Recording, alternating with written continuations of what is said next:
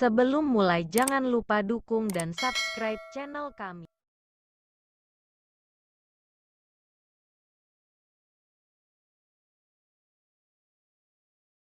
Anda menemukan cerita yang sangat indah dalam surah Yusuf. Naqussu 'alaika ahsanal qasas bima auhayna ilaika hadzal Qur'an. Kami ceritakan kepadamu sebaik-baik cerita dalam apa yang kami wahyukan kepadamu dari Al-Qur'an. Oh, ini ada cerita terbaik, ahsanul qasas di surah Yusuf, tapi di Quran juga surah Al-Qasas juga ada. Apa hubungannya surah Yusuf dengan surah Qasas? Supaya kita makin mantap. Oh, Masya Allah, surah Yusuf maupun surah Qasas sama-sama cerita tentang anak yang dibuang.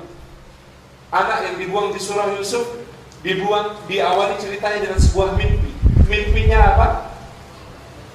11 bintang, bulan dan matahari bersujud kepada. Oh, anak yang dibuang di surah Qasas bermula jadi suatu mimpi juga, tapi mimpi seorang raja. Raja itu bermimpi ada seorang bayi menenggelamkan kerajaan. Maka dia membunuh bayi-bayi. Maka atas wahyu dari Allah, bayi yang ada di surah Al-Qasas dibuang ke arus deras sungai Nil. Sementara atas kedengkian saudara dan bisikan-bisikan syaitan kepada saudara-saudaranya ini, anak yang ada dalam surah Yusuf dibuang ke kedalaman sumur ghayabatil jub.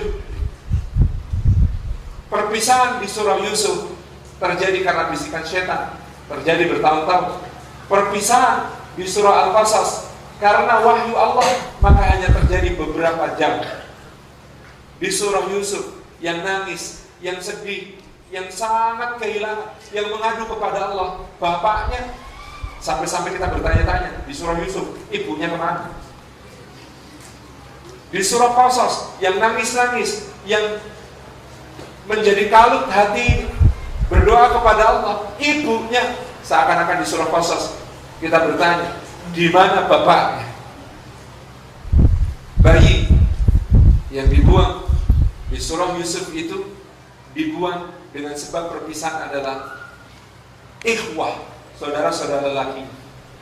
Ukht, saudari perempuan di surah Al-Qasas justru menjadi sebab bayi itu bisa berkumpul kembali dengan ibunya. Baik yang di surah Qasas maupun di surah Yusuf ada yang menemukan. Di surah Yusuf yang menemukan anak yang dibuang itu seorang lelaki bangsawan namanya Al-Aziz. Di surah Al-Qasas bayi itu juga ditemukan oleh seorang bangsawan perempuan namanya Imra'atu Fir'aun, istrinya Fir'aun. Baik Al-Aziz maupun Imra'atu Fir'aun, para penemu ini mengucapkan kalimat yang sama kepada pasangannya. Asa ayyafa'ana aw nattakhidahu walada. Boleh jadi dia bermanfaat untuk kita atau kita ambil saja sebagai anak. Yang di surah Yusuf dimanfaatkan jadi budak. Yang di surah Qasas diangkat jadi anak. Yang di surah Yusuf diuji Allah di dalam istana. Yang di surah Qasas diuji Allah di luar istana. Ujian di surah Yusuf tentang syahwat. Ujian di surah Qasas tentang amarah. Yang di surah Yusuf lulus ujian, dia tidak bersalah, sobek bajunya, melarikan diri keluar rumah, tapi tertangkap. Yang di surah Qasas tidak lolos ujian, dia menuruti kemarahan, membunuh orang. Yang tidak bersalah di surah Yusuf justru masuk penjara. Yang salah di surah Qasas melarikan diri ke luar negeri.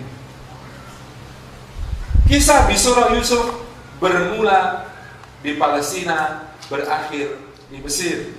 Kisah di surah Qasas bermula di Mesir, berakhir